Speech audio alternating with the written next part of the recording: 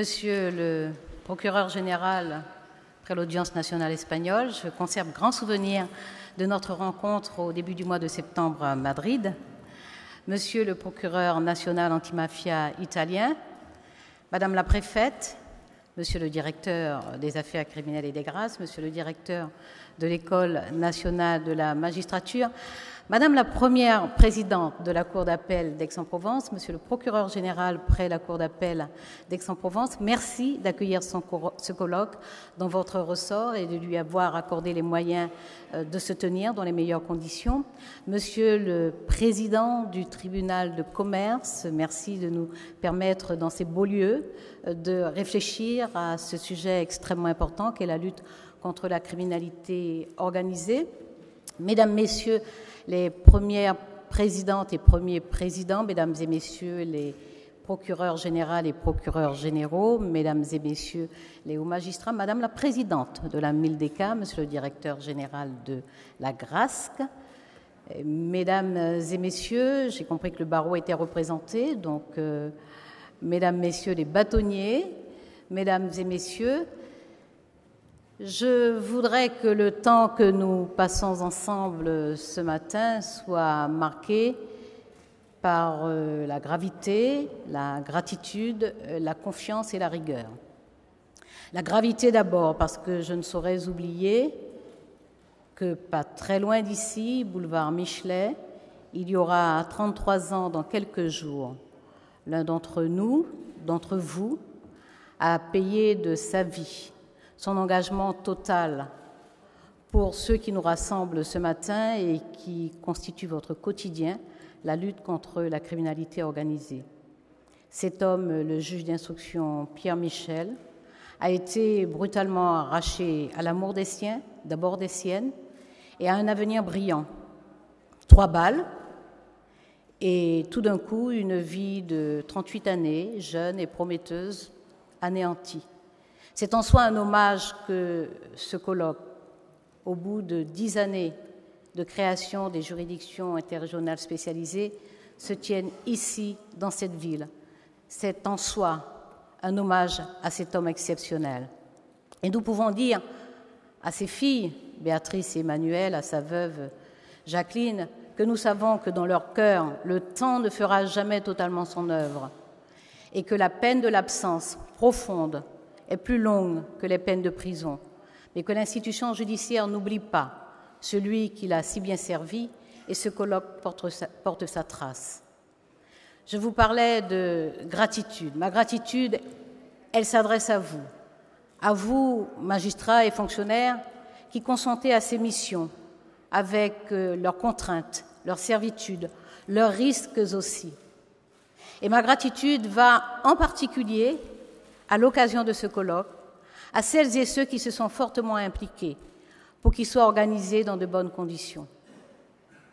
Évidemment, aux magistrats et fonctionnaires de Marseille qui nous accueillent si cordialement, à celles et ceux qui ont participé d'un peu plus loin mais de façon essentielle, je pense à la MILDECA, merci Madame la Présidente, à la GRASC qui y a porté sa part. Et j'ai écouté avec intérêt tout à l'heure, comme j'ai écouté Madame la Présidente de la MILDECA, le directeur général de la GRASC, et tout de même, en tout seigneur, tout honneur, à la DACG, à notre direction des affaires criminelles et des grâces, parce qu'à l'occasion de ce 10e anniversaire des GIRS, se présente à nous l'opportunité de célébrer un autre anniversaire, mais pour un âge vénérable, celui-là, puisqu'il s'agit du bicentenaire de notre direction des affaires criminelles et des grâces, qui, vous le savez, est placée depuis quelques semaines sous l'autorité de Robert Gély, éminent procureur de la République, ancien et récent président de la Conférence des procureurs de la République, parce que c'est en effet en juillet 1814 que Louis XVIII a créé la direction des affaires criminelles et des grâces, quelques mois après la campagne de France et la déchéance de Napoléon Bonaparte.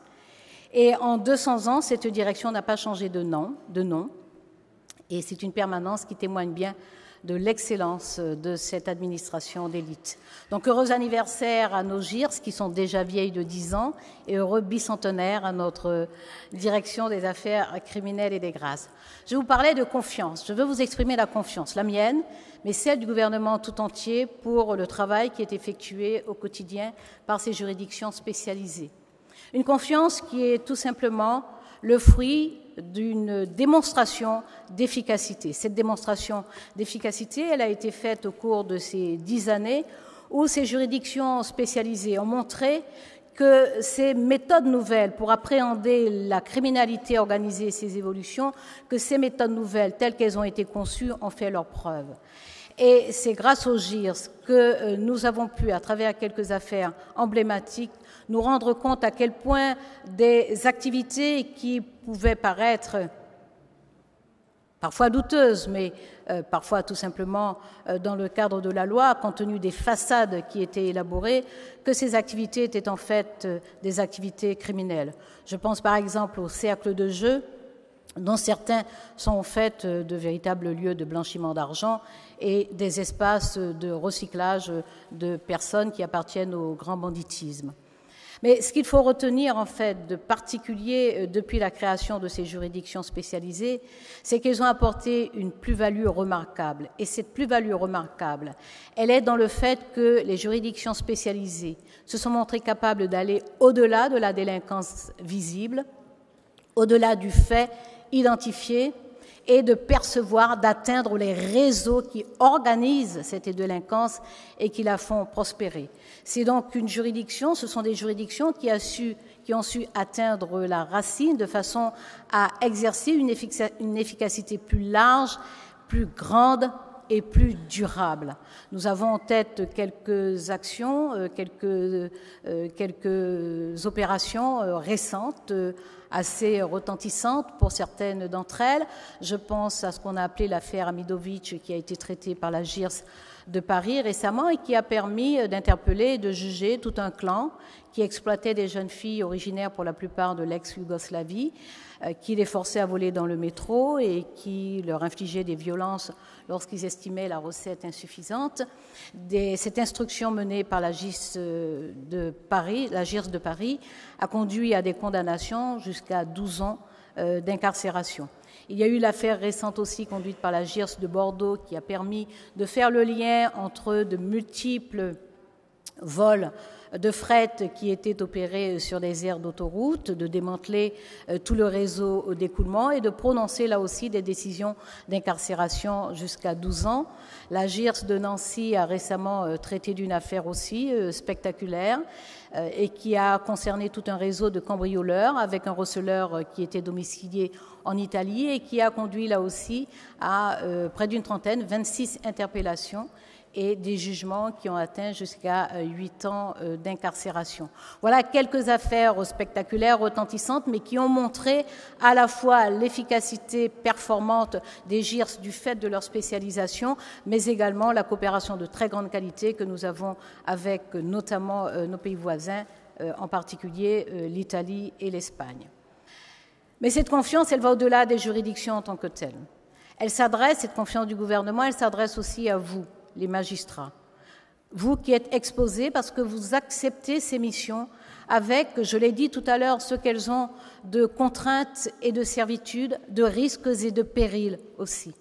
Et je n'ignore pas les difficultés auxquelles vous êtes confrontés, les dangers auxquels vous êtes exposés. Je connais bien entendu ces menaces de mort précises qui sont adressées à certains magistrats. Je sais que parfois, des protections policières sont rendues nécessaires. Je connais les manœuvres d'intimidation qui sont utilisées, parfois sous forme de pseudo-cambriolage. Je connais ces stratégies de déstabilisation. J'ai connaissance de ces plaintes qui sont abusivement déposées contre des juges. Je sais qu'il y a aussi parfois des relations difficiles avec certains avocats, une infime minorité, un peu bruyante parfois. Mais je sais surtout, je suppose en tout cas, j'imagine, tous les effets de ces dangers sur vos vies personnelles, sur vos vies familiales. et pour en tenir compte davantage pour que vous vous sentiez moins seul, parce que cela doit se ressentir parfois, j'ai demandé à la direction des affaires criminelles et des grâces de mettre en place un groupe de travail qui réfléchisse et nous fasse des propositions de façon à vous apporter un meilleur soutien dans ces moments extrêmement difficiles que vous êtes appelés à traverser. Cette confiance, elle va vers vous aussi du fait de l'efficacité que vous avez montrée à travers ces années, la façon dont vous avez su vous emparer des instruments judiciaires qui ont été mis à votre disposition.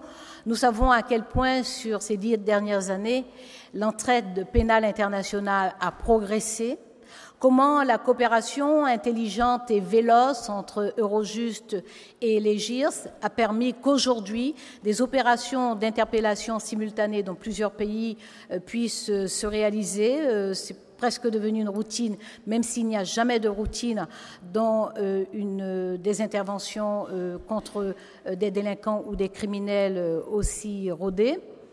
Nous savons aussi, et grâce à la coopération de très grande qualité qui est conduite avec certains pays, et en particulier avec l'Espagne et l'Italie, et nous sommes extrêmement sensibles à la présence du procureur général près l'audience nationale d'Espagne et à celle du procureur national antimafia d'Italie, que vous avez écouté ce matin, mais moi je vais récupérer évidemment leur communication pour la lire une nuit.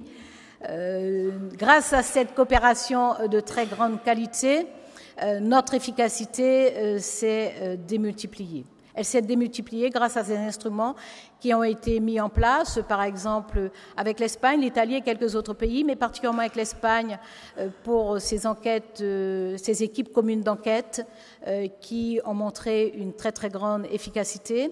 Le GLAD, ce groupe de liaison antidrogue qui lie le procureur général avec nos GIRS, ici, sur la base évidemment des accords qui ont été signés en 2008, mais également du mémorandum de 2011 qui leur donne à l'un et aux autres un rôle particulier dans l'exécution de l'entraide pénale internationale. Et nous récoltons des résultats tout à fait satisfaisants. Avec l'Italie, il existe un protocole qui a été signé en 2005, qui est effectivement appliqué également. Et un formulaire bilingue, d'ailleurs, sera publié très prochainement pour faciliter encore ce travail de coopération. Je sais à quel point l'Italie, comme l'Espagne et comme quelques autres pays européens, sont mobilisés aussi pour la mise en place du parquet européen.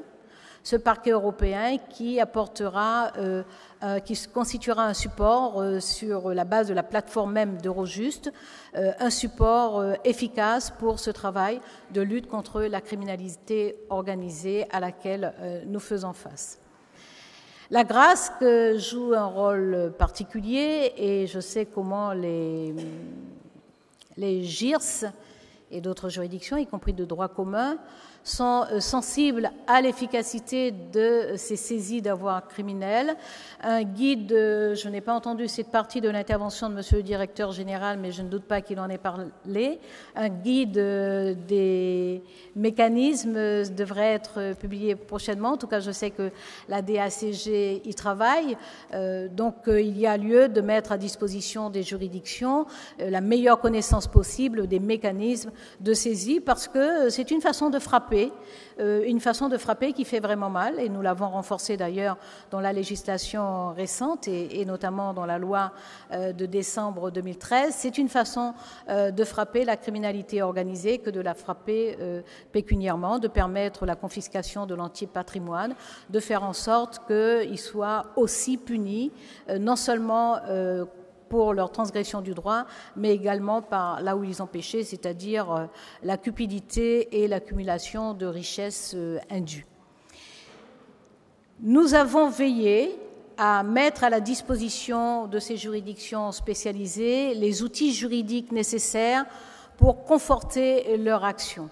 Ces outils juridiques ont été, par exemple, pour les plus récents, la loi d'août 2013 qui a transcrit une directive européenne de lutte contre la traite des êtres humains et nous avons enrichi cette directive dans le cadre de la transcription dans notre droit interne. La loi de décembre 2013 que je viens d'évoquer, qui concerne la délinquance économique et financière et qui crée le parquet national financier. La loi de mars 2014 sur la géolocalisation qui crée le cadre juridique pour les procédures qui permettent la géolocalisation. Et puis nous avons fait aboutir un dispositif qui était déjà contenu dans la loi du 9 mars 2004 qui a créé ces juridictions spécialisées. Ce dispositif concernait les repentis, que nous appelons les collaborateurs de justice, mais le décret d'application qui aurait pu le rendre opérationnel n'avait pas encore été pris.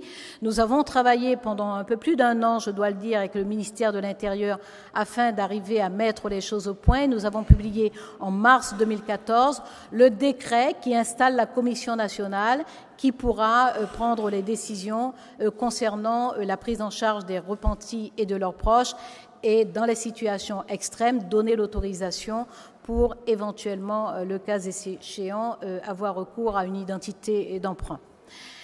Les magistrats et fonctionnaires des juridictions spécialisées se sont emparés des instruments judiciaires, je l'ai rappelé. Ils ont montré à quel point ils étaient efficaces dans la saisie des avoirs criminels. Je vois bien à quel point ils s'approprient les instruments juridiques nouveaux que l'on met à leur disposition. Et puis, bien entendu, il nous faut veiller à ce qu'ils aient les effectifs et les moyens d'exercer leur mission. Et nous y veillons avec grande vigilance. J'ai demandé au directeur des services judiciaires d'élaborer des fiches de poste spécifiques pour les juridictions interrégionales spécialisées, parce qu'il est important que les fonctions qui devront être exercées, les qualités qui sont nécessaires à ces fonctions soient très clairement énoncées dans les fiches de poste. Et bien entendu, aussi bien l'administration centrale que les chefs de juridiction veillent à ce que ces profils soient bien adaptés d'une part et d'autre part que les effectifs nécessaires soient bien sur place parce qu'il ne faut pas prendre le risque de neutraliser un cabinet d'instruction par une vacance de poste. Donc cette vigilance est exercée à la fois par l'administration centrale et par la chef de juridiction. Il y a la question extrêmement importante des assistants spécialisés qui interviennent aux côtés des magistrats. Ces assistants spécialisés sont des professionnels de très grande compétence dans les domaines comptables, bancaires, douaniers, boursiers, fiscales. Ils constituent des équipes pluridisciplinaires placées aux côtés des magistrats. Nous avons veillé à ce que ces équipes soient renforcées. Ils étaient au nombre de 16 en 2009. Ils seront 33 en 2014. Probablement que les GIRS auraient aimé quelques effectifs supplémentaires, mais nous sommes vigilants à fournir aux GIRS les effectifs qui sont nécessaires à la conduite de leur mission. Nous avons évidemment le problème d'assurer à l'ensemble de nos juridictions les effectifs nécessaires pour que la lutte contre toutes les formes de délinquance soit assurée néanmoins sur le territoire. Donc 33 à la fin de l'année 2014, nous avons décidé de créer 2 postes supplémentaires pour la GIRS de Marseille et 5 postes supplémentaires pour le parquet financier national. La question de la cartographie des GIRS a également fait l'objet parfois d'interrogations, notamment à l'occasion d'une demande publique dont vous avez probablement entendu parler et qui émane d'un maire d'une ville pas très lointaine. Je prends évidemment très au sérieux toute demande de création de juridiction lorsqu'il y a chez les élus une inquiétude pour lutter contre l'insécurité. Simplement, il convient de regarder quelles réponses existent déjà aux situations d'insécurité auxquelles des élus qui sont effectivement en responsabilité sur leur territoire, quelles réponses existent déjà aux situations d'insécurité auxquelles sont confrontés ces élus. J'ai donc demandé que très sérieusement soit expertisée la demande du maire de Toulouse parce qu'il n'y a pas de raison de lui opposer une fin de non-recevoir. De ce que nous avons regardé, du potentiel d'affaires qui aurait été confié à une GIRS de Toulouse si elle avait été créée en 2004. Est-ce qu'il y avait lieu, est-ce qu'il y avait une pertinence en 2004, est-ce qu'il y en a une en 2014?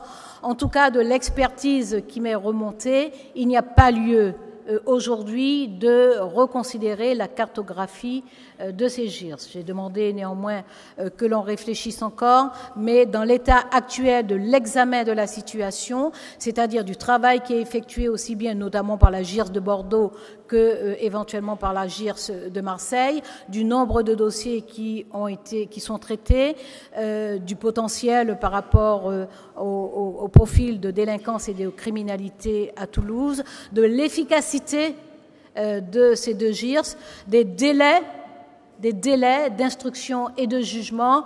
Je le répète, dans l'état actuel des choses, il n'y a pas lieu de reconsidérer la cartographie des GIRS. Je vous ai parlé de confiance vis-à-vis des GIRS, de confiance vis-à-vis des magistrats, et je vous ai dit que je souhaitais placer ce moment d'échange aussi sous le signe de la rigueur. La rigueur, c'est ce qui fait que vous êtes aussi efficace. La rigueur est donc dans vos méthodes de travail, mais la rigueur est aussi une condition de votre propre sécurité. Et nous devons veiller, non seulement en plus de la rigueur que vous mettez vous dans l'exercice de vos fonctions, dans l'accomplissement de vos missions, il nous faut veiller à constituer un environnement de rigueur pour le travail que vous effectuez. C'est l'intention de cette circulaire qui vous a été diffusée, dont je sais que vous avez débattu longuement, fortement, passionnément hier. Cette circulaire du 30 septembre 2014 qui indique, qui précise le cadre dans lequel les juridictions spécialisées conduisent leur action et notamment cet environnement dont je parlais. Je vais revenir sur quelques points très rapidement. La question de la fluidité de l'information. La question de la fluidité de l'information est essentielle. C'est-à-dire qu'il nous faut voir effectivement, il vous faut voir effectivement le plus rapidement possible quelle est la juridiction la plus pertinente pour traiter d'une affaire dont vous avez connaissance. Il faut donc créer les conditions de fluidité, de circulation de cette information. On ne peut pas concevoir évidemment de rétention de l'information ni de la part des GIRS ni de la part des juridictions de droit commun, mais il faut incontestablement exercer cette vigilance de façon à faire que le temps soit votre allié, que le temps soit notre allié, et c'est pour ça que cette fluidité doit être assurée de la façon la plus efficace possible. Cela vaut évidemment pour tous les contentieux spécialisés, cela vaut pour la criminalité organisée, pour la délinquance financière, pour la santé publique, cela vaut pour le terrorisme également. Bien entendu, l'administration centrale prendra sa part, et je ne doute pas que le directeur de la DACG vous l'a assuré. L'administration centrale prendra sa part dans cette fluidité, puisque dorénavant, elle informera les GIRS concernés de toute demande d'observation transfrontalière, de toute demande d'entraide pénale internationale qui concerne les GIRS, des mandats d'arrêt européens qui, évidemment, peuvent concerner des individus mis en cause dans des affaires, dans des incriminations qui relèvent des GIRS. Ce souci de fluidité de circulation d'informations et d'efficacité, évidemment, concerne tous les territoires, parce que l'ensemble du territoire national et des Outre-mer est couvert par la compétence des GIRS. Certains territoires ont un grand banditisme qui est ancré dans l'histoire, et pour ces territoires, nous prenons parfois des dispositions un peu particulières. C'est le cas pour la Corse, parce qu'il y a un banditisme qui est ancré depuis de nombreuses années, et que nous avons bien vu à quel point la coopération judiciaire peut aider à gagner du temps, à mieux orienter les procédures et donc à améliorer l'efficacité. Nous avons mis en place un comité de coordination judiciaire qui se réunit annuellement, que nous réunirons d'ici à la fin de l'année. Et pour le rendre plus opérationnel, nous formaliserons ce qui avait déjà été retenu de principe, à savoir des réunions trimestrielles sur des thématiques qui sont définies par la structure nationale. Enfin, il y a un sujet dont je sais qu'il est un peu délicat, mais dont il semble que vous avez été en mesure d'accepter un règlement satisfaisant et un règlement vraiment opérationnel, c'est la question de la décision de la saisine ou de la non-saisine d'une GIRS. Et il est convenu dorénavant qu'à partir du moment où les procureurs seront d'accord pour la saisine ou la non-saisine d'une GIRS, que les procureurs généraux en soient informés, mais que cet accord entre les procureurs valent décision de saisine ou de non-saisine. J'ai demandé évidemment qu'on en informe et qu'on interroge, qu'on consulte les procureurs généraux. Il m'est remonté que pour la majorité, ils considèrent que, évidemment, ils doivent être informés, mais que cet accord entre les procureurs vaut décision de saisine. Il y a évidemment la situation plus délicate encore de désaccord entre les procureurs généraux pour la saisine d'une GIRS. Dans ce cas, évidemment, la circulaire de janvier 2014 indique que la DACG, que les compétences de la DACG peuvent être sollicitées pour trouver un arbitrage. Nous continuons à réfléchir parce que nous avons pleinement conscience que ce dispositif n'est pas pleinement satisfaisant.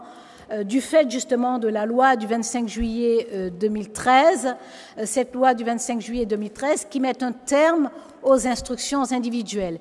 Il ne s'agit pas d'instructions individuelles, mais il y a là un risque d'interprétation large et peut-être un peu trop plastique qui pourrait conduire, le jour où il y aurait une tension forte, une crispation sur un arbitrage, qui pourrait conduire à suspecter la DACG. Je pense que notre belle administration ne peut pas être ainsi exposée.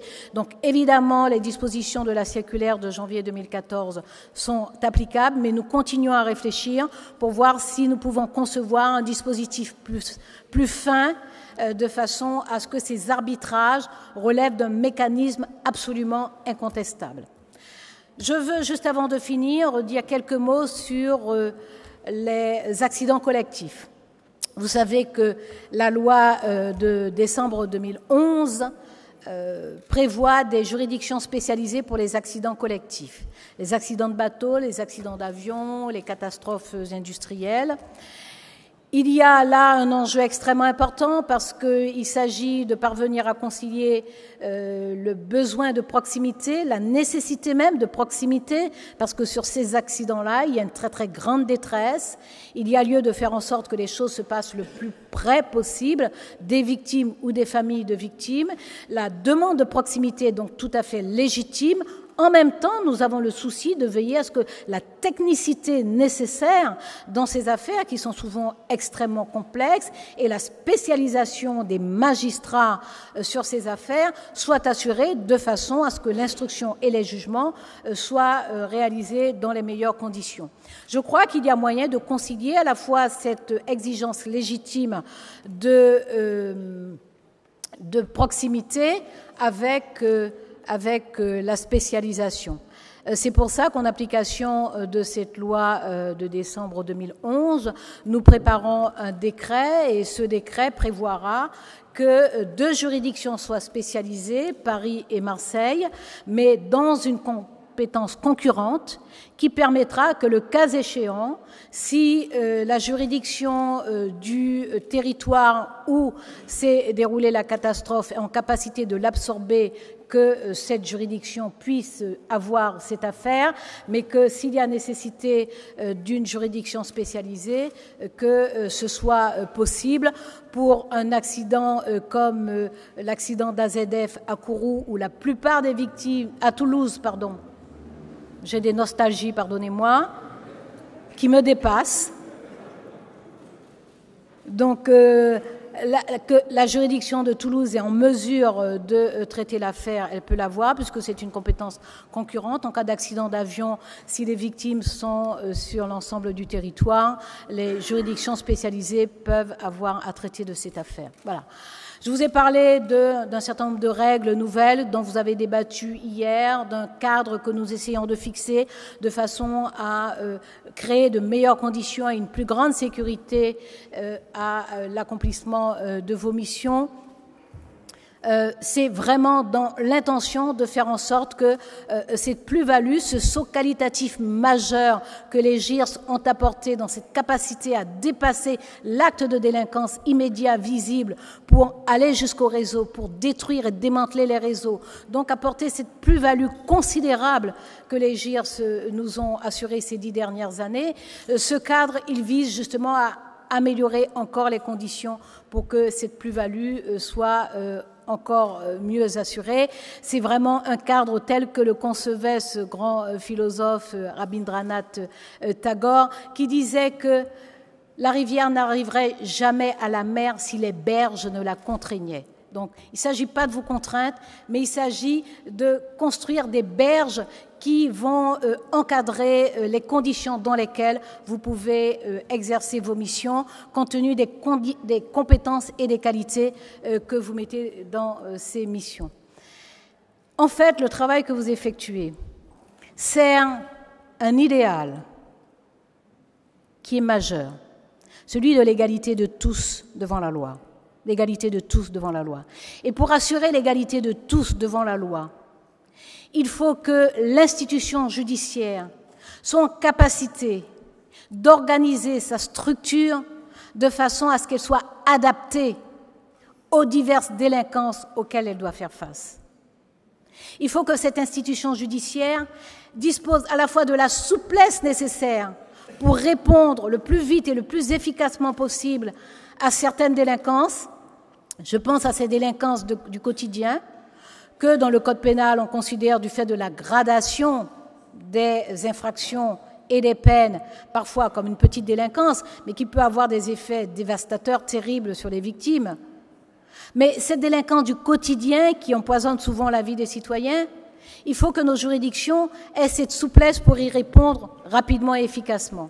Et il faut en même temps que nos juridictions soient en capacité de déployer à la fois toute leur technicité, toute leur spécialisation, toutes leurs prérogatives, de sorte à être capables d'affronter cette criminalité organisée qui est souvent astucieuse, qui est extrêmement rusée, qui est malheureusement très ingénieuse, mais que vous arrivez à démanteler malgré vos contraintes, malgré le fait que vous respectez les règles, que vous respectez le droit, que vous respectez les procédures, et vous remportez malgré tout de très grandes et de très belles victoires. Donc l'égalité de tous devant la loi, cela suppose cette capacité de l'institution judiciaire à s'organiser de façon différenciée pour répondre à ces formes disparates de la délinquance et de la criminalité. Il s'agit de ne pas être trop fort avec le faible, mais de ne pas être trop faible non plus avec le fort.